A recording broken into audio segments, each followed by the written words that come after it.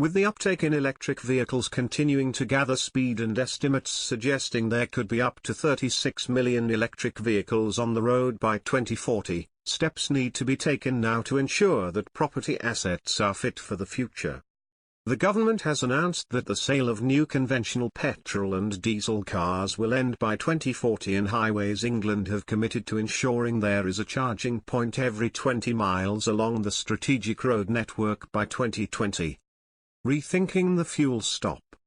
Figures suggest that the UK needs an additional 25,000 charging points by 2030 to match electric vehicles' demand. However, with electric vehicles owners living in the estimated 43% of households that do not have access to off-street parking, it is landowners, retailers, employers and house builders that need to consider how to incorporate this infrastructure into their new and existing developments, whilst considering how to differentiate themselves and maintain competitive advantage. A host of retailers including supermarkets, pubs and shopping centres are pursuing ways of making the best use of the electric vehicles' drivers' dwell time whilst they hang out to charge their battery. Perhaps this is an opportunity to rethink the fuel stop, internet access, physical activity areas for kids, or maybe a drive-in where families could get something to eat in car whilst charging might all serve to draw in consumers. Legal considerations.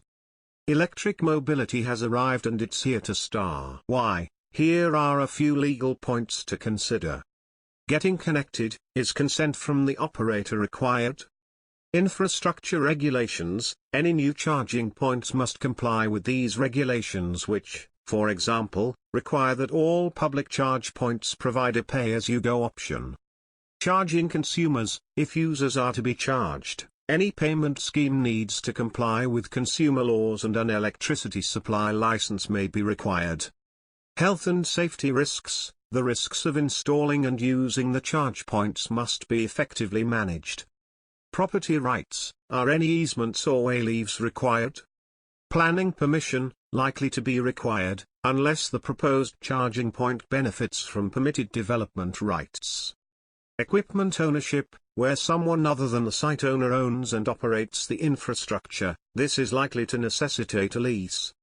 Tenant installing electric vehicles charging points. If a tenant wants to install an electric vehicle's charging point, this may have an impact on rent and reviews in the future, the repairing and insuring responsibilities and reinstatement. What will happen at the end of the lease term?